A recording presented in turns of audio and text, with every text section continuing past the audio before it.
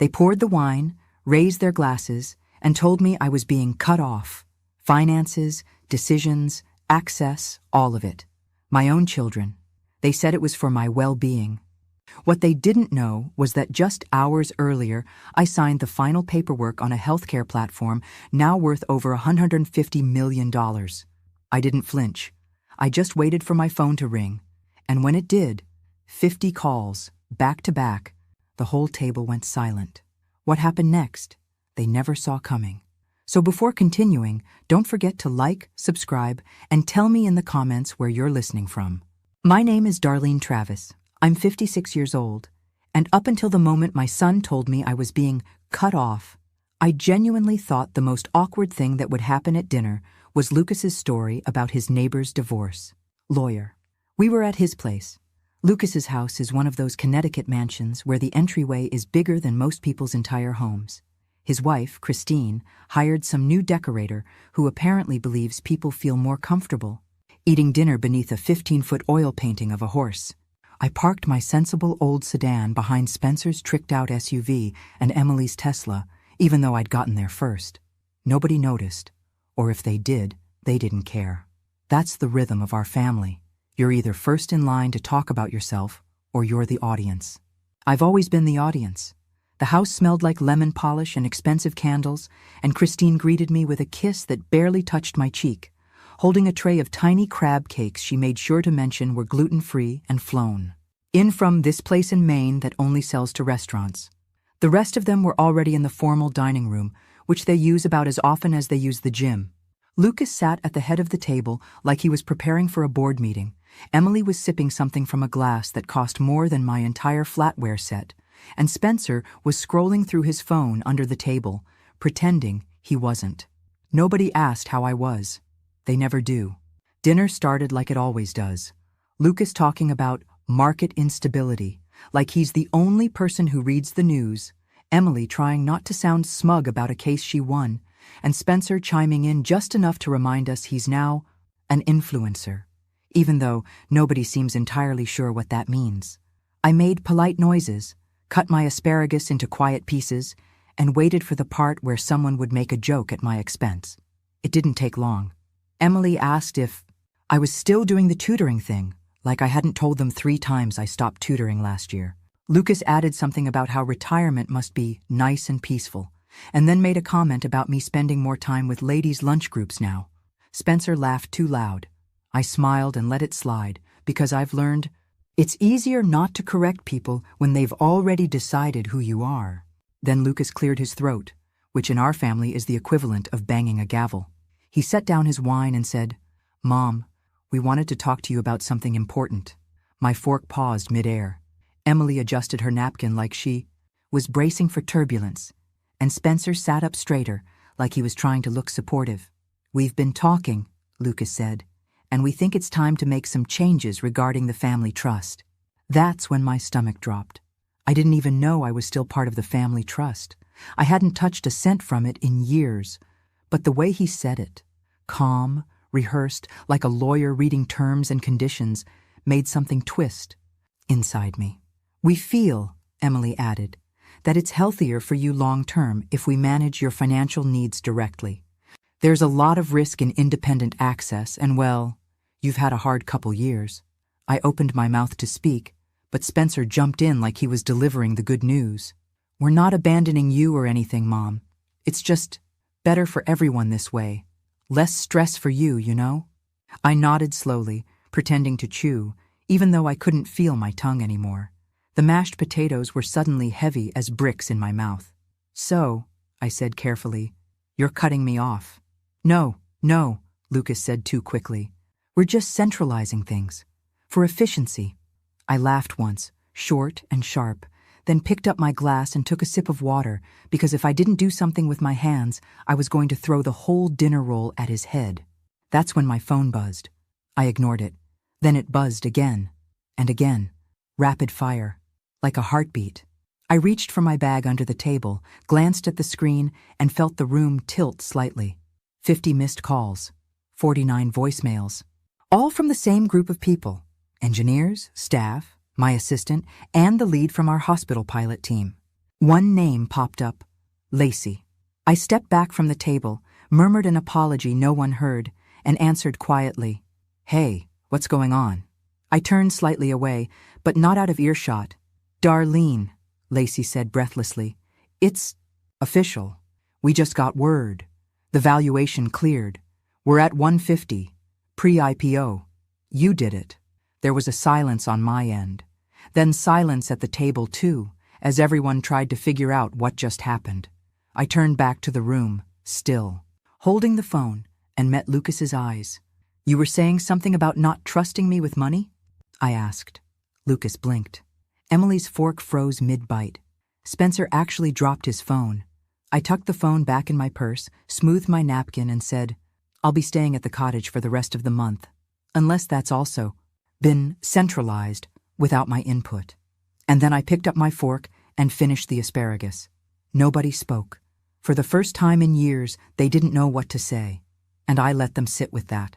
The thing nobody really gets about grief is how quiet it is.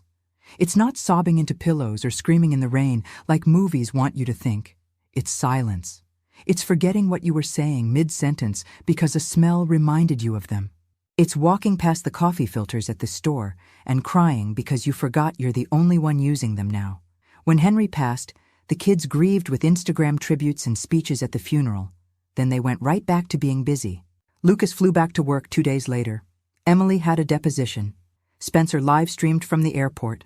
I stayed behind, surrounded by condolence casseroles and the kind of loneliness that makes your skin hurt. We'd been married 31 years. He was steady, sarcastic, always the smartest guy in the room, but never needed to prove it. He called me Teach even after I retired. What I didn't expect, after the casseroles stopped coming and the texts dried up, was to find that folder in his desk.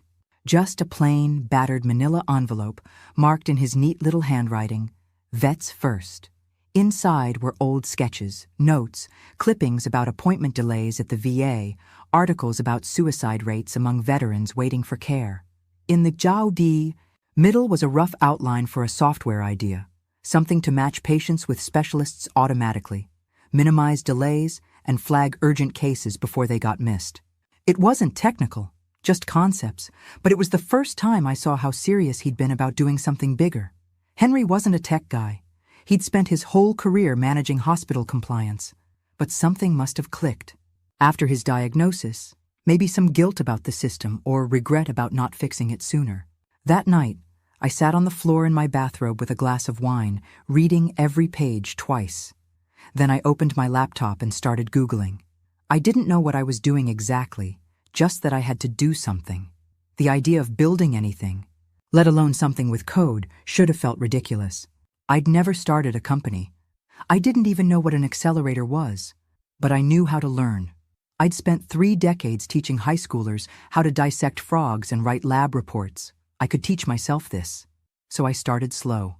I went to free workshops at the community center. I watched endless videos about digital health startups. I joined online groups full of 20-something founders who said pivot and burn rate like it was normal conversation. I didn't talk much, just listened and learned.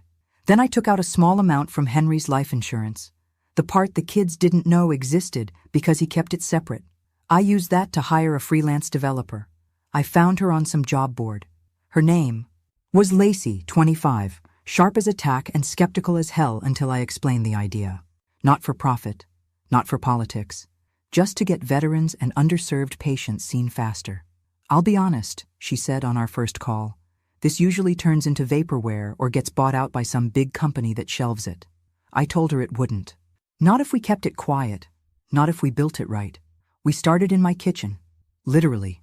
My house still had Henry's tools in the garage, so I turned that into a workspace, bought a whiteboard, kept the coffee pot running from 7 a.m. to 11 most nights. Lacey came over 3 times a week, the rest she worked remote. Eventually, we pulled in another coder, her friend Javier, who specialized in back-end systems. Then a UX designer named Sonia, who said the platform looked like a tax form married a hospital bill, and overhauled the whole thing. We weren't fast, we weren't flashy, but we were serious. I didn't tell the kids. They'd have asked too many questions, or worse, laughed. I let them believe I was still spending afternoons knitting and watching true crime shows. Every time they'd call, I'd step outside so they wouldn't hear the team on Zoom or the whiteboard clattering in the background. It wasn't that I was ashamed. I just knew the second they got involved, it would stop being about Henry's idea and start being about control. I think the turning point came the day we had our first real conversation with a clinic director. A veterans care center in upstate New York was drowning in delays, and their admin lead, a guy named Frank, agreed to test our triage system.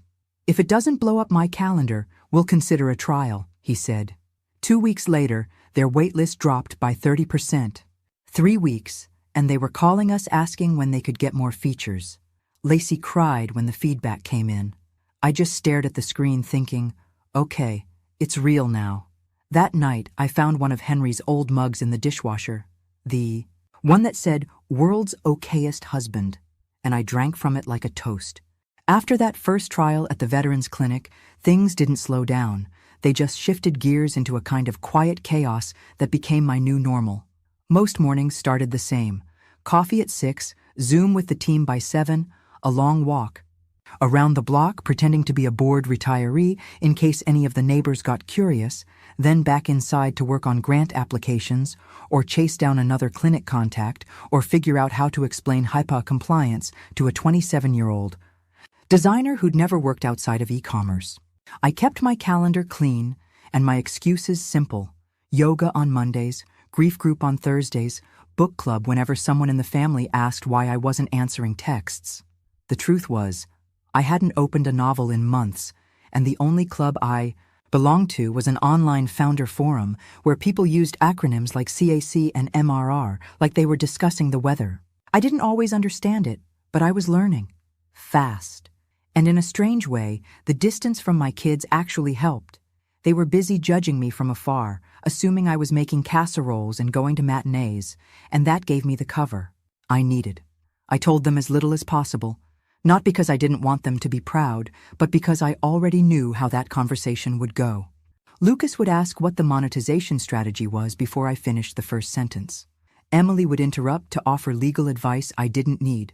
Spencer would crack some joke about me being the next Zuckerberg and then ask if I could get him verified on LinkedIn. So I kept it to myself. And for the first time in a long time, I wasn't living someone else's version of who I was supposed to be. We got a second pilot clinic 2 months later, a small outpatient center in Tulsa that found us through a veterans health conference someone from our dev team had crashed with fake badges and a charm offensive. The results there were even better than the first. It turned out, if you gave overworked staff a tool that actually made their lives easier, they didn't care who built it or where it came from. They just wanted to use it. That's when the inbound calls started. Not a flood, but a steady trickle. How soon can we try it? Does it work with our EHR? Are you really running this out of a garage? I said yes to all three and figured we'd figure the rest out as we went. At night, I'd go over Henry's old notes again, now, with annotations in my own handwriting layered over his. It felt like a conversation, unfinished but moving forward. I never considered giving up control, not once. Not even when an early investor we met through Lacey offered to take it off my hands for a mid-6-figure buyout. He smiled too wide, like I was supposed to be grateful.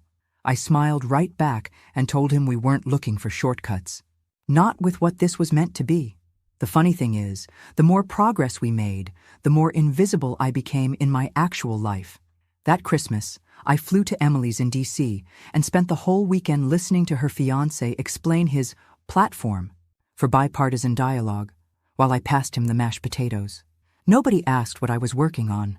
Nobody noticed when I left early. At one point, Spencer pulled me aside and said, "You should really get out more, Mom. Take a cruise or something. You've earned it." I almost laughed. I was working 80-hour weeks and hadn't had a real day off in 6 months, but I just nodded and told him I'd look into it. Meanwhile, I was interviewing potential hires, helping redesign the onboarding flow, and figuring out how to pitch hospital administrators without sounding like a lunatic. I wasn't trying to be a CEO, I just didn't trust anyone else to protect what we were building. The team started calling me Miss D somewhere along the way, half respect, half joke, but always with affection. I wasn't the founder on the website, but I was the one they called when the server crashed or when a pilot site threatened to pull out over a minor glitch. I learned how to stay calm on Zoom, even when my heart was racing and I was Googling technical terms while pretending to understand them. I learned how to lead without needing to be the loudest voice in the room. I even learned to love the long, messy process of building something from nothing. Still, the whole thing only worked because I kept it separate. Completely. The team didn't know about my family, and my family didn't know about the team. Two different worlds with me in the middle, juggling lies so small and constant they stopped feeling like lies at all. When Lucas asked how I was affording my splurges, by which he meant my new refrigerator, I told him I was finally dipping into Henry's old life insurance, which was technically true. When Emily asked if I'd considered selling the house, I said I was thinking about it, which I wasn't. And when Spencer asked if I was dating, I told him I was seeing someone boring and normal just to shut down the conversation. The truth was, I didn't have time for romance, or real estate drama, or family politics. I had a mission, a scrappy little team that believed in it, and a tiny, flickering hope that maybe, just maybe, we were actually going to pull this off. I didn't know when it would all come to light. I just knew that when it did, I wanted to be able to look at every line of code, every clinic testimonial, and every tired eye in our Slack profile photos and know I'd done it right, quietly, thoroughly, my way. There's a certain moment in every long project where everything teeters, where it could either fall apart completely or finally click into place. And for us, that moment came about 9 months in, when the Tulsa clinic referred us to a regional healthcare network serving both veterans and low-income patients across 4 states. They didn't have much in the way of tech infrastructure, which made them perfect for us, hungry, overworked, and ready for anything that might keep their phones from ringing off the hook with reschedule requests. Lacey and Javier stayed up, 3 nights in a row, tweaking our integration modules while I handled every email like we were already a Fortune 500 company instead of 4 people running software out of my converted garage. I remember sitting on a milk crate in that garage at 3:01 a.m. eating saltines, listening to Sonia explain why our onboarding screens needed friendlier language because not every user has the patience of a tech bro. I nodded, half delirious, and mumbled something about empathy being a design principle, which made her laugh so hard she accidentally deleted a layer she'd spent 2 hours building. That week was when I knew we were really doing it. This wasn't just a passion project anymore. It was a functioning system. Clinics were calling us. Patients were getting appointments faster. Even the feedback from case managers who usually treated new tools like a root canal was cautiously positive. We weren't just being tolerated, we were being trusted. That same week, we finally got real metrics, a 58% reduction in wait times, 40% drop in no-shows, and over 600 patients triaged within the first month of deployment. I printed out the numbers and pinned them above the garage fridge next to Henry's. Old veteran service medal. I didn't tell anyone why I kept the medal there. Nobody asked. But every time I walked past it, I'd think about the time Henry told me he wished he could do more for his old unit buddies, the ones who fell through the cracks after they got home. Now we were catching some of those cracks before they swallowed. People whole. Still, nothing about what we were doing looked impressive on the outside. If you peeked through the garage window, you'd just see a woman in sweatpants squinting at spreadsheets while 3 overcaffeinated 20-somethings argued over button placements on a login screen. There was no fancy office, no VC money, no TED Talk. Just grit and long hours and one impossible goal: make the system suck a little less for people who need it the most. Around that time, Lacey pulled me aside and said, "Look, I know you're funding this yourself, but we're going to hit a wall. Infrastructure costs are real. You need a runway." I nodded, pretending I hadn't already noticed that our AWS bill had doubled and our health data compliance consultant was hinting at raising her rates. She was right. We were growing, but we were also bleeding cash. I spent 3 days reviewing every grant I could apply for, including one from a nonprofit Henry used to donate to back when we had more money than time. I submitted the application, with shaking hands, reread it 3 times, then shut my laptop and went for a walk, which turned into a drive, which turned into me sitting in the parking lot of the grocery store, crying into a paper napkin because I realized I'd skipped lunch and had no idea what day it was. That's when the email came in. We'd been accepted into a state-funded pilot expansion program. $250,000 in seed funding over 6 months, renewable based on outcomes. I stared at the screen for so long I forgot to breathe. Then I called Lacey and told her we had a lifeline. She screamed so loud I dropped the phone. It wasn't just the money, it was the validation. Someone, an outside agency with no reason to humor us, had looked at what we were building and said, "Yes, this matters." That night I splurged on real takeout instead of freezer meals and let myself exhale for the first time in months. I didn't tell the kids. Not even when Lucas randomly called that weekend to check in, which really meant asking if I'd considered selling the house yet. I told him I was fine, that I was thinking about refinancing, which was technically true, because I needed to free up cash for another server upgrade. He said I should probably talk to a financial advisor, someone objective, which in Lucas speak meant someone who would tell me to hand over control of whatever I had left. I thanked him for the suggestion and made a note to update my passwords. What I couldn't tell him, or anyone, was that I'd just signed a lease on a tiny office space, barely big enough for 5 people, with peeling carpet and a coffee machine from the Clinton era. But it had windows, and a door that locked, and a plaque slot that, for the first time, I filled in with a name I'd written myself. Not the company's name. We still hadn't settled on one that didn't sound like a vitamin brand. But mine, Darlene Travis, founder. I stared at it for a long time, letting it sink in. I'd built something, not just a piece of software, but a team, a mission, a real shot at changing something that everyone else had just learned to live with. And maybe, just maybe, I wasn't the only one who still believed in building things the hard way, quietly, without waiting for permission. We'd barely settled into the new office when I started to feel the shift, not in the business. Things there were going better than I dared hope, but in the background noise of my life, the part occupied by my children and their assumptions. It started with a casual comment from Lucas during a family call about refinancing. He mentioned something about a flagged transaction on the shared tax review from the estate, which he accidentally saw while checking on his own documents. I played dumb, said I'd look into it, then spent the next hour deleting financial bookmarks from my browser and double-checking my encrypted email. I wasn't hiding anything illegal, just the fact that I had been using my share of Henry's untouched insurance funds to help build a platform the rest of the family didn't know existed, which, to them, might as well be criminal. The real tension came a week later when I got a polite but unmistakably firm call from a bank representative, asking for clarification on a wire transfer I'd made to a medical data vendor. I knew right away it wasn't a random check. My name doesn't get pulled for random checks. Someone had flagged it. Probably Lucas, maybe Emily, definitely not Spencer. He barely tracks his own Venmo. I felt a hot sting in my chest, not fear. Exactly. But that awful blend of insult and inevitability, the feeling of being watched by people who don't trust you, even when you've given them no reason not to, or maybe because of it. At our next check-in meeting, Lacey noticed I seemed off and asked if everything was okay. I told her someone in my family might be sniffing around our finances, and she nodded like she'd seen it before. Founders and families rarely mix well, she said, typing one-handed while sipping from a thermos labeled Nope Juice. You want me to tighten the account privacy stuff?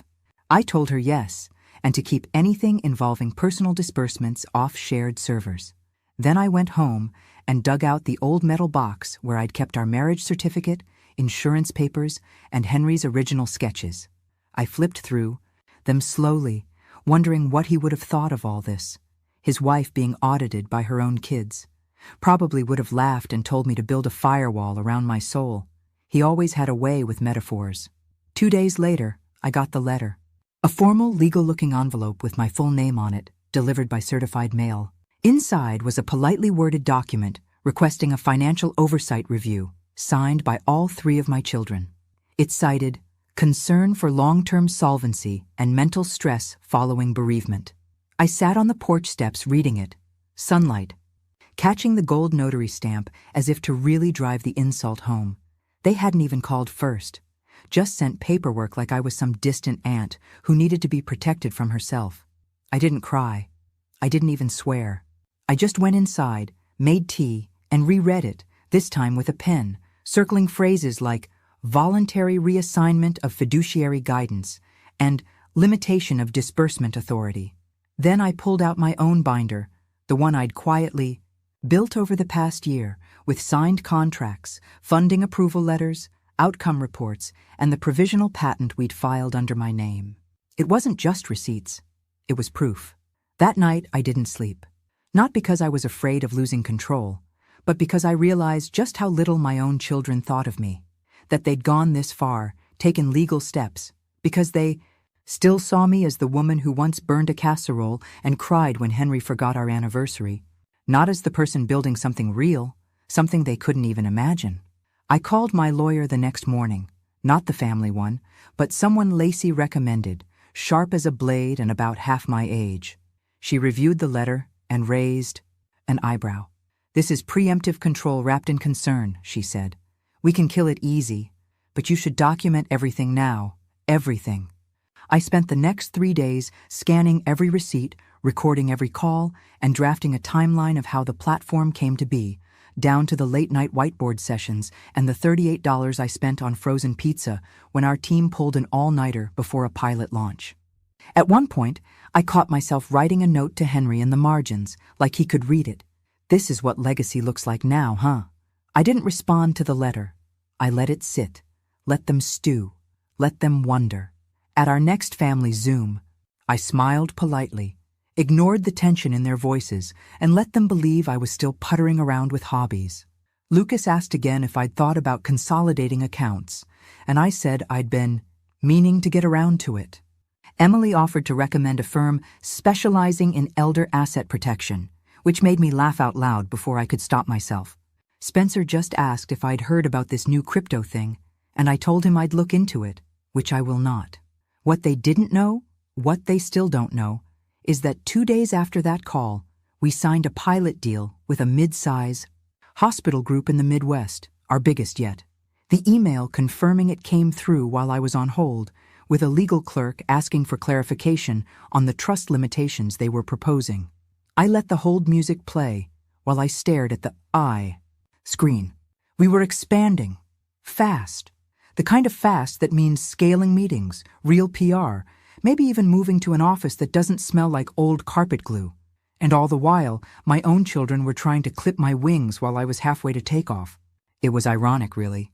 They thought I was lost, adrift, unable to manage a household. Meanwhile, I was managing a product team, a user base of 10,000 patients, and a budget that made their trust fund look like a holiday piggy bank. Let them surveil me. Let them send letters and make calls and whisper behind my back. They'd already made the one mistake you can't take back. They underestimated me. By the time the calendar flipped to October, the office was running like a real operation, bare bones, sure, and still fueled by way too much caffeine and underpriced takeout. But we had momentum, real momentum, and it was beginning to show.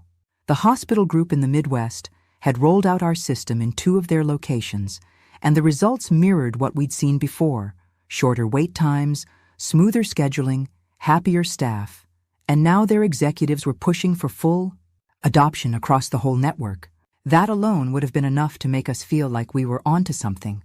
But then came the meeting with our new advisor, a calm, sharp woman who didn't flinch when we showed her our numbers and casually said, "You're on track for a 9-figure valuation if you move on this within the next 6 months." Lacey and I looked at each other across the conference table like we'd both just gotten slapped with a silk glove. It wasn't that we didn't believe it. It was that we hadn't allowed ourselves to. Not yet.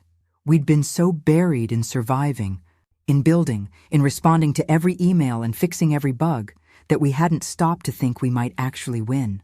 But there it was, plain as day.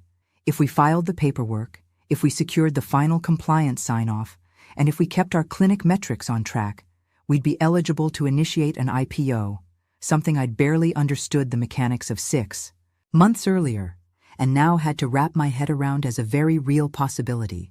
I spent that night in the office, alone, looking out the narrow window as Boston glowed quietly in the dark, and I thought about Henry, how he used to say big change feels small when it's happening, like flipping a switch in an empty room, before anyone sees the light.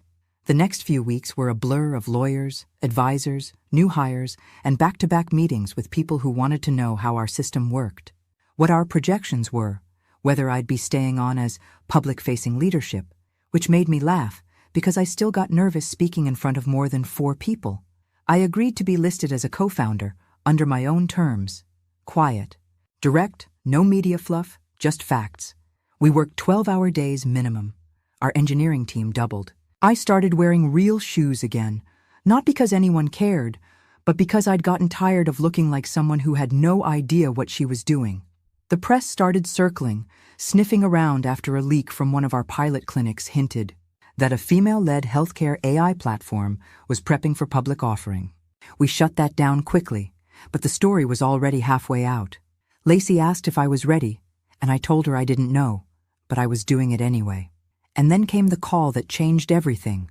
One of the major institutional investors wanted in early, and their bid pushed our internal valuation past $150 million pending final documentation.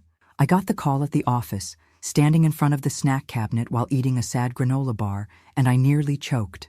They were in, fully, backing us before the IPO even went public. I didn't celebrate, not in any big way. I just texted, "Lacey, it's happening." She sent back a string of emojis I didn't understand and followed up with, "You need to tell your family." I stared at that message for a long time, thumb hovering over the screen, because she was right and she was wrong. They didn't deserve to find out through the news, but they hadn't earned the right to hear it first either. Still, I decided to tell them soon, just not before the family dinner. That, I realized, needed to happen first. Let them show me, one last time, who they think I am. So I dug through my closet, picked out a plain black dress, and planned to drive my old car to Lucas's place, even though the office had just added reserved parking spots for leadership staff. I wanted them to see the version of me they'd always believed in, forgettable, small, out of place. I wanted their words to be honest.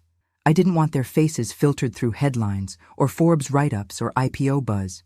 I wanted the raw, unfiltered version of what they thought they could get away with saying to me when they believed I had nothing. The night before the dinner, I stayed at the office late, reviewing our final compliance packet and sending signed docs back to legal. Lacey and Sonia were still there, buzzing with nerves and joking about ordering champagne or ramen depending on how things played out. I pretended to be calm, but when they left, I just sat there in the dark, surrounded by everything we'd built, and I let myself feel it, the full, humming weight of it. This wasn't just about numbers or headlines or even the IPO. This was about every step I'd taken in secret, every lie I'd told to keep the dream safe, every quiet win that nobody clapped for, and the simple fact that I hadn't quit. Not when the funds ran low. Not when the first clinic almost walked. Not when my own children filed papers to take away my autonomy. I had done this. Me, Darlene Travis, former biology teacher, widow, overlooked mother. And tomorrow, I'd sit at that family table one more time. Let them say whatever they needed to say. Let them play the same tired roles. And then, well, then my phone would ring. The morning of the dinner, I woke up before my alarm. Not out of nerves, but because I'd barely slept. Too many thoughts looping in my head, all variations of the same question. Was I ready to hear them talk about me like I wasn't in the room again?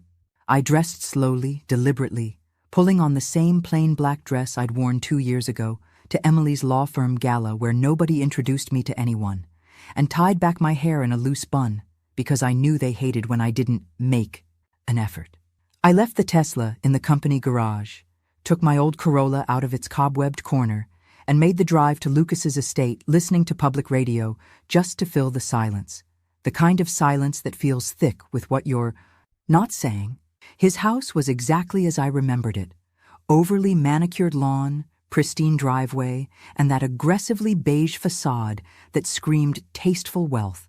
Christine answered the door in her signature insincere warmth, complimented my earrings, and handed me a glass of something sparkling that didn't quite taste like wine.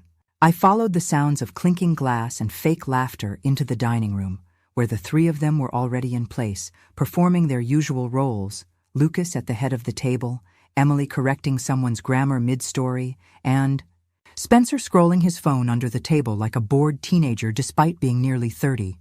They barely paused when I entered, a few cursory greetings, a vague smile from Emily, and then Lucas launched straight into a story about a hedge fund merger like he was pitching Shark Tank.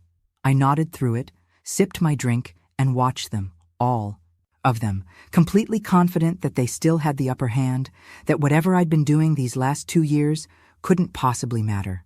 Dinner was a parade of condescension disguised as conversation. Emily asked if I was still volunteering and suggested I look into a local community board that needed more retired women with experience. Spencer made a joke about me not knowing what a podcast was, and Lucas, always the strategist, gently brought up some financial housekeeping things that would be good to revisit now that we're all in one place. I said nothing. I let them talk. I let them perform. I watched them revel in the assumption that they were in control. And then came the toast. Lucas stood, raised his glass, and said, "To family, where we come together, support each other, and make sure everyone's on the right path." Emily clinked glasses with him, nodding solemnly. Spencer added, "And to Mom finally relaxing a bit, she's earned it." I smiled, the kind of smile that feels like biting down on a nail, and took a sip just as my phone buzzed. Once, twice, then again. It didn't stop. I glanced down and saw the names. First Lacey, then Javier, then Sonia, then our compliance attorney, then one of the board observers, all calling back to back, a coordinated wave. My heart didn't race. My hands didn't shake. I simply excused myself from the table, walked 5 steps away, and answered. "It's confirmed," Lacey said before I could speak. "All signatures are in. Valuation's holding. The wire's scheduled. It's real, Darlene. We did it. You own majority equity in a platform now valued at over $150. I thanked her, ended the call, and turned back to the table, where they were all staring. I walked back slowly, sat down, placed my phone face up on the table, and said, "Sorry, that was work. We just closed our final funding round. Pre-IPO valuation just cleared $150. Silence. Real silence. Not polite silence. The kind that settles over a room like a fog, smothering every bit of performative warmth they'd built up over the evening. Lucas blinked like he didn't understand English. Emily opened her mouth, then closed it. Spencer looked physically uncomfortable, like he was waiting for someone to explain how this was a prank. I didn't rush. I took another sip of my drink, then added, "So if you were about to tell me you were cutting me off financially, don't worry, you're a few months too late." Lucas recovered first, of course he did, leaned forward with his negotiation face on and said, "Wait, what is this? A platform? You've been working? Like a startup?" Emily followed with a stunned, "Why didn't you tell us?" And Spencer, not to be outdone, asked, "Is this why you weren't at Thanksgiving?" I laughed, not unkindly, and said, "Yes, and also because you made fun of my cranberry sauce on Instagram." Nobody laughed. I let the silence stretch. Then I told them, in simple, clean terms, what I'd been doing for the past 2 years. The clinics, the metrics, the team, the funding, the pilot programs, the expansion. I didn't embellish. I didn't brag. I didn't need to. The numbers spoke louder than anything I could say. They tried, in their own clumsy ways, to spin it. Lucas asked if I needed help managing the windfall. Emily offered to review my contracts. Spencer asked if I could promote his podcast on the company's channels. I just smiled and said I'd think about it. Then I thanked them for dinner, excused myself from dessert, and walked out into the night air feeling something I hadn't felt in a very long time. Quietly, powerfully seen.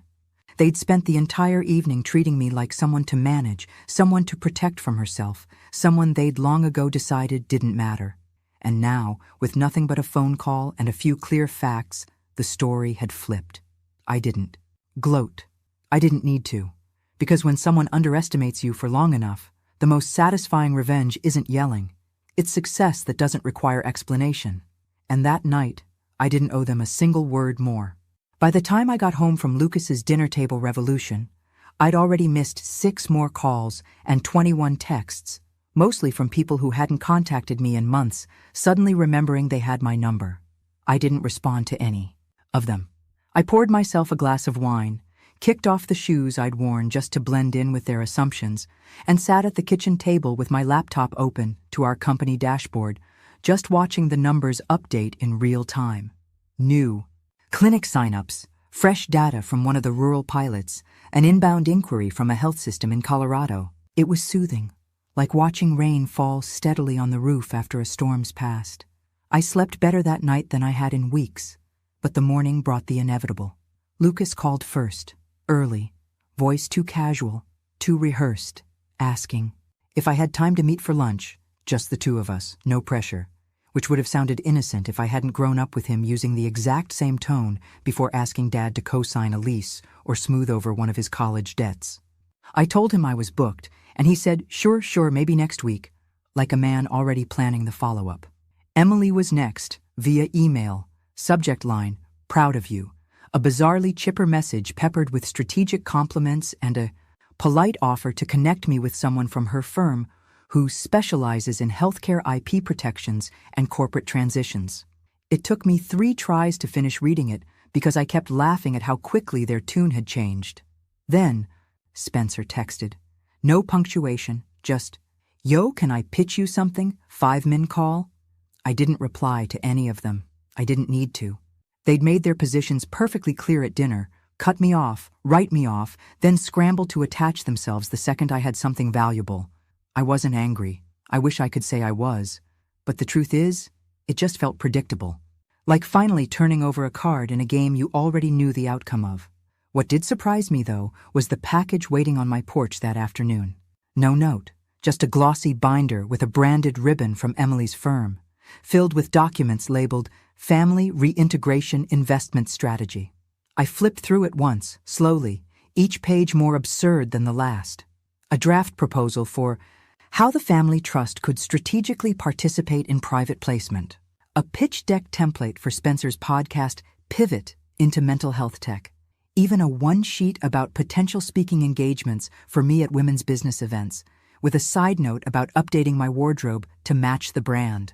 I stared at the whole thing for a long time, then slid it into a bag with the rest of the junk mail and took it straight to the shredder. That night, I logged into our donation admin panel and quietly transferred the deed of the old family vacation cottage. Yes, the same one they'd recently revoked my access to, into the name of our nonprofit foundation's newest initiative, a rehab and retreat program for underserved female veterans. The legal paperwork had been prepped weeks earlier, just in case. I clicked submit, exhaled, and watched the confirmation load with a slow, satisfying certainty. They could keep their trust fund games. I was building something that gave people real peace. The next morning, I found myself in a coffee shop near the office with Sonia and Javier, half listening to them argue about whether our UI needed more color accessibility options while I skimmed new clinic proposals. I was mid-sip when Lacey leaned over with a smirk and said, "You know Forbes called again, right?" I nodded. "Tell them I'll talk after launch, not before." She raised an eyebrow but didn't push. She got it. This wasn't about headlines or interviews. It was about finishing what we'd started. Still, there was one email I did reply to that day. A young woman from one of our earliest pilot clinics had sent a short, direct note. "I'm applying to nursing school because of what your platform did for my dad. Just wanted to say thank you." I stared at it for a long time before typing back, "You're the reason we built it. Thank you for letting us help." That exchange meant more than anything in Emily's binder ever could. Later that night, as I locked up the office and walked to my car, yes, the old Corolla still hanging on, I found myself smiling, not because everything was perfect, but because everything was finally mine. My choices, my timeline, my work, my values. They'd tried to manage me into invisibility, and instead I'd turned that silence into something powerful, something permanent. I knew the media would catch up soon, and the story would spread, and my kids would probably spin some new narrative where they always believed in me, always supported the mission, always knew I had it in me. Let them post and tag and host events in my name. I wouldn't stop them, but I wouldn't be standing next to them either. Not unless they earned it. Not with words, but with action. That was the new rule. Quiet effort, real work, no shortcuts. That's what built this. And if they wanted a seat at the table now, they'd have to build their own damn chair. I didn't say yes to the interview right away, even though I knew it was coming, knew the second the valuation went public and the employee equity numbers hit certain thresholds that the media would follow, especially the kind of media that loved a clean narrative. Overlooked mother defies expectations, builds healthcare tech, gets rich, teaches lesson. But it wasn't a lesson, not really, and it wasn't about proving anyone wrong, even if that's how it looked from the outside. Still, when the journalist emailed directly, someone calm, older, no fluff in her questions, I agreed, on the condition that we meet at the office, no staged backdrops, no expensive lighting, just the real place with its second-hand chairs and whiteboards stained from too many late-night brainstorms. She showed up early, wore flats, and didn't start with small talk. "Why didn't you tell anyone what you were building?" she asked, straight out the gate. I paused, looked around at the team filtering in behind glass doors, and said, "Because I didn't want to spend half my energy defending it before it even existed." She nodded like she understood, and from there the conversation flowed. Not dramatic, not performative, just honest.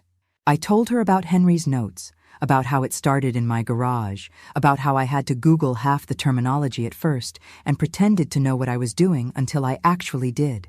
I didn't mention my kids by name, though I could tell. She wanted me to. She asked if anyone had ever tried to stop me. I smiled and said, "Not in so many words." When she pressed gently, "Any regrets?" I told her no, because every hard thing, every undermining glance, every moment I was treated like an inconvenience instead of a contributor, it all fueled the stubborn streak that built this place. The article went live the next week. Simple. Headline, tasteful photo, mostly black and white, except for one quote highlighted in bold. I wasn't waiting to be noticed. I was building something worth seeing. I didn't post it, didn't retweet or forward it. But by noon that day, my inbox had exploded. Old colleagues from the school where I taught sent congratulations. A student I hadn't seen in 20 years emailed to say I'd inspired her to apply to MIT. My former principal sent flowers. That one made me cry, just a little, in the hallway by the elevator where nobody saw. Meanwhile, Lucas texted a screenshot of the article with, "This is huge. We should talk." Emily emailed again. Subject line, "Incredible." Her message was shorter this time. No offers, no strategy, just a line that read, "Proud of you even, if I didn't say it when I should have." Spencer posted the article with the caption, "My mom, the goat," which made me roll my eyes so hard I almost dropped my phone. But I didn't reply to any of them. I wasn't angry anymore. Just clear. They were watching now, which was fine, but I wasn't here to entertain them. What I did do was go back to the clinic where we'd run our very first pilot. I called ahead, kept it quiet, and showed up on a random Tuesday with a coffee box and a stack of handwritten thank you notes for the staff. The receptionist recognized me, barely, but smiled like I was someone who mattered.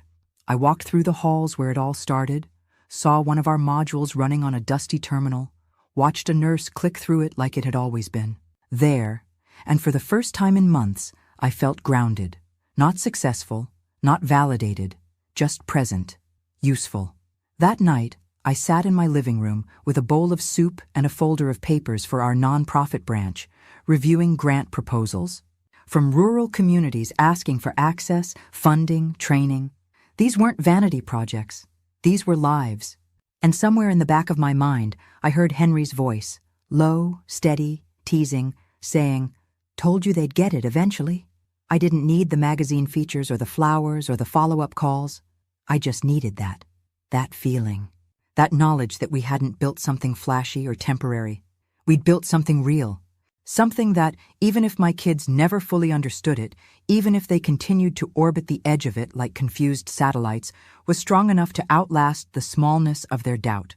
The next morning, I called Lacey and said, "Let's triple the pilot applications for next quarter." She paused, then said, "We're going national, aren't we?" I said, Not yet, but we're ready now if we want to be. And for the first time since this started, I said it without hesitation, without caveats, without shrinking into the safety of maybe. We were ready. I was ready. No longer hiding, no longer explaining, just moving forward. 6 months after the IPO, I hosted a dinner of my own, not at some estate or country club, but on the rooftop of a modest downtown event space overlooking the city skyline, the kind of place with mismatched chairs and string lights that made everything look a little softer, a little more human. It wasn't a spectacle, just an invitation-only thank you to the people who built this thing with me. The engineers who coded through flu season, the operations manager who turned my binder of handwritten clinic contacts into a scalable CRM, the advisor who bet on us before we had numbers, and of course Lacey, who arrived with 3 tote bags of homemade cookies because she still didn't trust caterers. I also invited my kids, not because I owed them anything, but because it felt important to let them see it with their own eyes, what I'd built, who I'd become, what they'd missed while they were busy managing assumptions. Lucas arrived first, wearing a blazer, and the expression of someone preparing to negotiate. He brought Christine, who was oddly quiet. Emily came alone, stiff but polite, offering a bottle of wine I didn't recognize and clearly didn't need. Spencer rolled in late, as expected, with an expensive haircut and an attempt at humility that mostly involved standing near the cheese plate looking thoughtful. I greeted them all like distant relatives at a wedding, warm enough to be civil, cool enough to remind them that proximity doesn't equal closeness. Dinner was buffet style, relaxed, full of little pockets of laughter and low conversation about real things, user feedback loops, regional expansion, hiring bottlenecks, not the surface-level nonsense I used to nod through at their holiday parties. My kids were clearly out of their depth. Lucas kept asking about strategic partnerships. Emily cornered Sonia about legal IP strategy, and Spencer tried to get a selfie with our dev lead before realizing he wasn't famous. I didn't rush to rescue them. They could observe, or not. About halfway through, I stood to give a short toast, not because I wanted to be the center of attention, but because I needed to say thank you to the people who showed up when it counted. To the team, I said, raising my glass, who made every late night and impossible ask feel like something we could handle. And to the idea itself, this wild, stubborn thing that refused to die. We built something real, not for the optics, not for the stock price, but because it matters. I didn't look toward my kids when I said it. I didn't need to. After dessert, Lucas asked for a private moment. We stepped to the side near the edge of the rooftop and he said, "I was wrong. We were all wrong. I didn't realize. You'd built something this big." I nodded, let the silence hang, then said, "It's not about size. It's about impact. That's what you never asked about." He nodded, and to his credit, didn't try to pitch me anything. Emily followed, slightly more guarded, saying she was sorry for the way things went down, that maybe she'd been too quick to judge. "Maybe?" I asked, and we both smiled, small and sad. Spencer didn't say much, just hugged me on his way out and muttered, "Proud of you, Mom," like it was a line he'd been rehearsing in his head all night. I let it land. It wasn't much, but it wasn't nothing. The next morning, I went back to the office early. The sun hadn't even cleared the skyline yet, but the city was already humming. I unlocked the front door, made a pot of terrible office coffee, and sat in the quiet glow of a workspace that had grown from a stubborn idea into a national platform. I opened my laptop and scanned our live dashboard. 20 new clinics onboarded. This month, 2 pilot expansions, 1 international inquiry from a UK hospital system. The foundation I'd started had already funded 6 scholarships for young women in underserved communities to attend coding boot camps. And more were coming. I thought about all the times I'd nearly walked away, not because I doubted the mission, but because the weight of disbelief from others had nearly worn me down. And I thought about the girl who emailed last week after reading the interview, who said, "My family doesn't believe in me either, but maybe I don't need them to yet." That, more than any IPO number, is what stayed with me. That's what mattered. Not that I'd won, but that I'd made space for someone else to try. The family dinner they cut me off at had been meant to shrink me down, to remind me of my limits. Instead, it had cleared the air, had given me the final push to own my space without apology. And now, sitting here with a full inbox and a full heart, I could finally say, without bitterness, without resentment, just quiet truth, I never needed their permission. Just a clear view of what I was capable of when no one else was watching. And I'd never felt more seen,